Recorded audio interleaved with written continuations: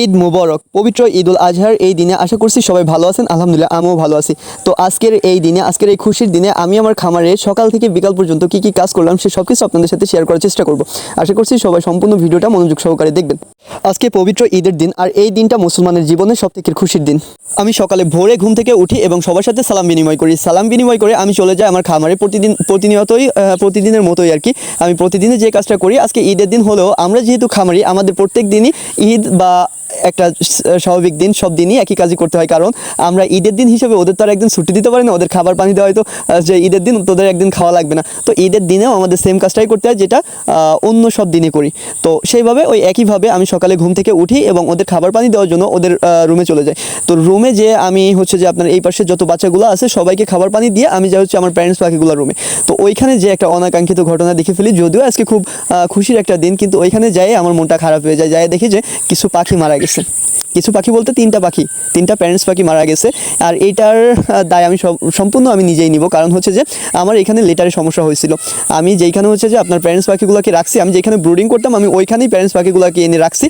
তো যেখানে আমি প্যারেন্টস পাখিগুলো এনে রাখছি এই জায়গাটা একটু ছোটো, এবং ছোটো হওয়ার কারণে কি হয়েছে, এইখানে লেটারটা খুব তাড়াতাড়ি হচ্ছে যে ওরা নোংরা করে ফেলছে। যে ছোটো জায়গায় লেটারটা একটু তাড়াতাড়ি নোংরা হয়। যে আর যেহেতু গত কয়েকদিন হচ্ছে যে বৃষ্টি হয়েছে, যার ফলে এখানে ফ্লোরটা একটু ঘামে ওই লেটারটা একটু ভিজে গেছে। তো এইখান থেকে হচ্ছে যে অ্যামোনিয়া গ্যাস সৃষ্টি হয়েছে। আমি এটা দেখছি 2 দিন আগেই, এটা হচ্ছে যে দেখছি যে এখানে অ্যামোনিয়া গ্যাসের সৃষ্টি হয়েছে। তো আমি তখন আমুরে বলছিলাম যে আম্মু, আমি এই খামারটা পরিষ্কার করে ফেলে আমার এই পাশে পাখি অন্য যে বাচ্চা পাখিগুলো আছে, যেগুলো আমি মানে নিজের প্যারেন্টস পাখি উৎপাদনের জন্য রেডি করতেছি, ওদের ঘরটাও পরিষ্কার করতে হবে, ওদের যে লেটারটা ওইটাও চেঞ্জ করতে হবে, সাথে হচ্ছে যে আমার প্যারেন্টস যে পাখিগুলো আছে বর্তমানে এই পাখিগুলোর এটাও চেঞ্জ করতে হবে লেটারটা। তো আম্মু বললেন যে আমি যেহেতু আজকে আম্মু একটু অসুস্থ, তো আম্মু অসুস্থ থাকার কারণে বললেন যে আমি যেহেতু অসুস্থ আছি, তুমি করো, তুমি হচ্ছে যে ছুটির দিনে করো, তোমার আব্বু বাসায় থাকবেন, তখন তুমি আর তোমার আব্বু দুজনে মিলে হচ্ছে যে এই কাজটা করে ফেলো। তো ওইভাবে আর কি আমি ভাবছি যে আর 2টা দিনই তো আমি ওইভাবে রেখে দিছি। আমি প্যারেন্টস পাখিগুলোর ভিতরে একটু কমই যাই, কারণ ওদের তেমন একটা যত্ন না নিলেও হয়। আমি হচ্ছে যে এই পাশে যত বাচ্চাগুলো থাকে, যত ব্রুডিংয়ের বাচ্চা, জিরো বাচ্চা বা একটু বড় বাচ্চা যেগুলো থাকে, এদের যত্নটা আমি নিই। আর ওইটার যত্নটা আম্মুই নেন, কারণ ওইটা তেমন একটা যত্ন নেওয়া লাগে না, ওদের খাবার পানি দিলেই হয়। তো এইভাবে আর কি পরে আমি ওদের আর খেয়াল করিনি। হঠাৎ করে আজকে সকালে ওইখানে গেছি, যাই দেখি যে ঈদের দিন, তো আমি ওদের খাবার পানি দিতে গেছি, যাই দেখি যে হচ্ছে যে ওই অবস্থা। তো পরে মনে করেন যে আমি ওইখান থেকে গোসল করলাম, গোসল করে গেলাম ঈদের নামাজে। তো এইটা আর ক্যাপচার করিনি। ঈদের নামাজে যেয়ে তারপর ওইখান থেকে এসে আগে আমি ওই রুমগুলো পরিষ্কার করে ফেললাম। তো এই পাশে আবার আম্মু আব্বু একটু কাজে ব্যস্ত হয়ে গেছে, যেহেতু আজকে ঈদের দিন সম্পূর্ণ আমার একারই করতে হয়েছে। এই জন্য মনে করেন যে ভিডিও করার জন্য যে আমাকে কেউ ভিডিও করে দিবে আমি কাজ করার সময়, সেরকম কেউ ছিল না, কোনো ছোটো বাচ্চাও পাইনি আমি যে তাকে দিয়ে একটু ভিডিও করাবো। তো যেহেতু আমার ভিডিওগুলো আম্মু আব্বুই করে দেন, যে আম্মু বা আব্বুকে দিয়েই হচ্ছে ভিডিওগুলো করাই, কারণ আমার কোনো ছোটো ভাই বোন বা বাসায় কেউই নাই যে আমাকে ভিডিও করে দিবে, তো আম্মু আব্বুই করে দেন। তো আম্মু আব্বু বিজি থাকায় আজকের কাজগুলো সবই আমার একা হাতে করতে হচ্ছে, এবং যে ভিডিওটা করতেছি সেটাও আমি নিজে করতেছি।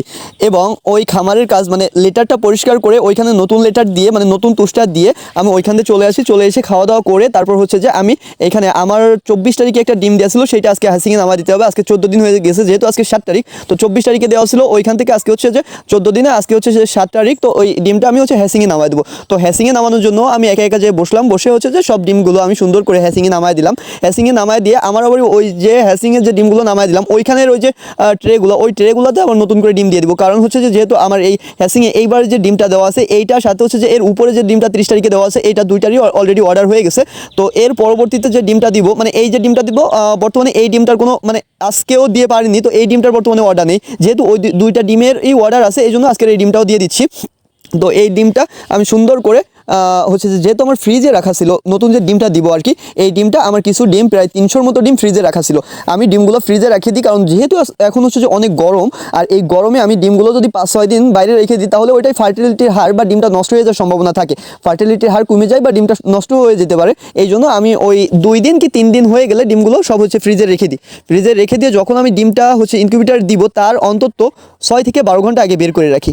কারণ ফ্রিজে ডিম দেওয়ার ফলে ডিমটা হচ্ছে যে ডিমের খোসাটা অনেক পাতলা হয়ে যায় এবং নরম হয়ে যায় ফ্রিজে ডিম রাখার ফলে। তো এই ডিমটা আমি 6-7 ঘন্টা আগে বের করে ওই ডিমটা আমি সাজাই, তারপরে আমি কি করি, এইটা হচ্ছে যে আপনার ফ্যানের নিচে সুন্দর করে ট্রেতে সাজাই, মানে ডিম দেওয়ার জন্য যে ট্রেগুলো আছে দেখেন, এই যে ট্রেগুলোতে সাজাই আমি সুন্দর করে নাড়ি দিয়ে রাখি ফ্যানের নিচে। কারণ হচ্ছে যে যাতে বাতাস লেগে এই ডিমটা সম্পূর্ণ পূর্ববর্তী, মানে আগে যে ডিমটা ছিল যেমন খোসা ছিল শক্ত, ওরকমই হয়ে যায়। তো আপনারা যারা ফ্রিজে ডিম রাখেন, এইভাবে ডিম রেখে তারপর হচ্ছে যে আপনারা ইনকিউবেটর দিতে পারেন, ইনশাল্লাহ এইটাই কোনো সমস্যাই হয় না। ফ্রিজে ডিম রেখে যে ইনকিউবেটর দিলে বা ডিমটা ধুয়ে দিলেও যে কোনো সমস্যা হবে এটা না।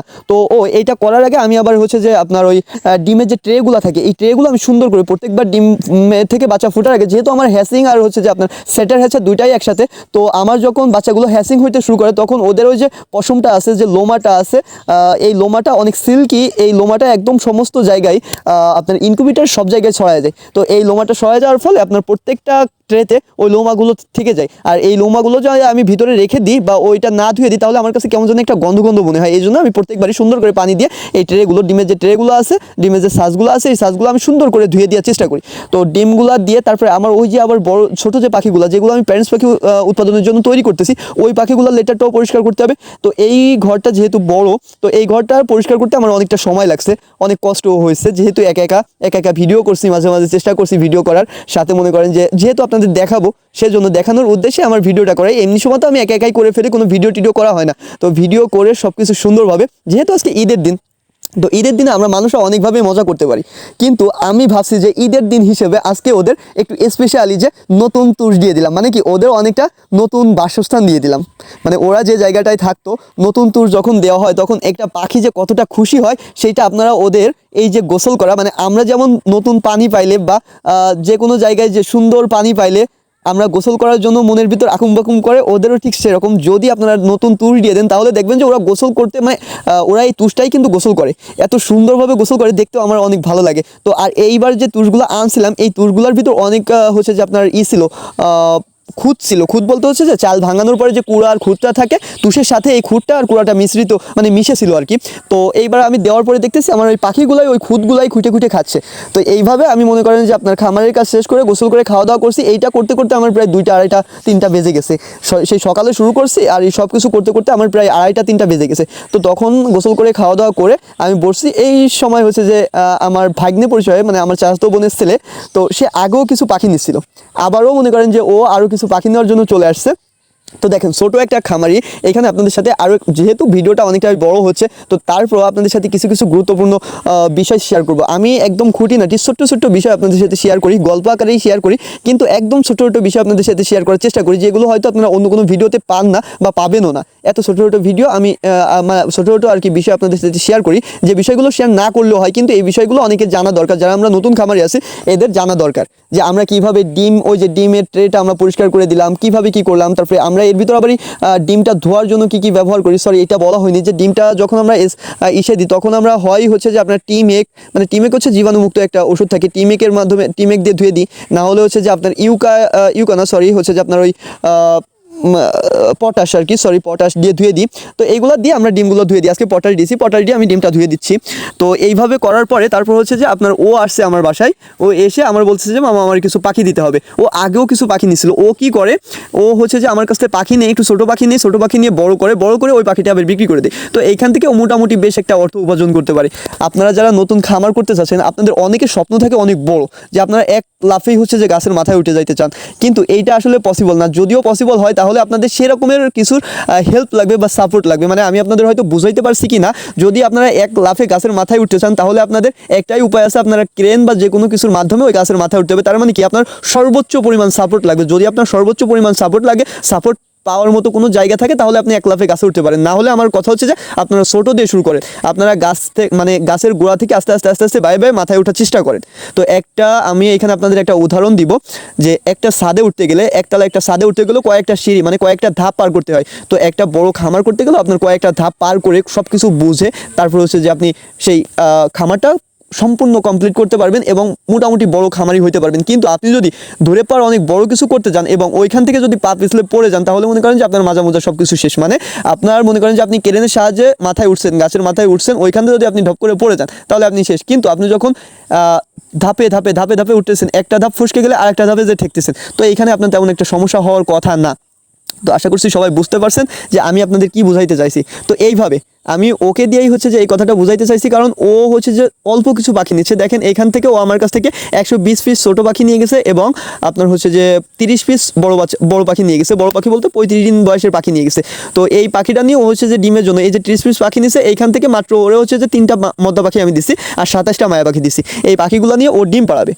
আর অন্য যে বাচ্চাগুলো নিছে এই বাচ্চাগুলো ও বড় করবে। তো আপনারাও চাইলে আমার কাছ থেকে এইভাবে জিরো বাচ্চা বা যে কোনো বয়সের বাচ্চা নিয়ে আপনারা ওইটাকে একটু বড় করে তারপর হচ্ছে যে সেল দিয়ে দিতে পারেন। আমি 100% শিওর যে আপনারা অন্তত এই পর্যন্ত কেউ ভিডিওটা দেখতেছেন না, এত সময় নিয়ে কেউ ভিডিও দেখবেন না। তো যদি কেউ এই পর্যন্ত ভিডিওটা দেখে থাকেন তাহলে আপনারা কমেন্ট বক্সে ঈদ মুবারক লিখে যাবেন। ধন্যবাদ সবাইকে, আসসালামু আলাইকুম।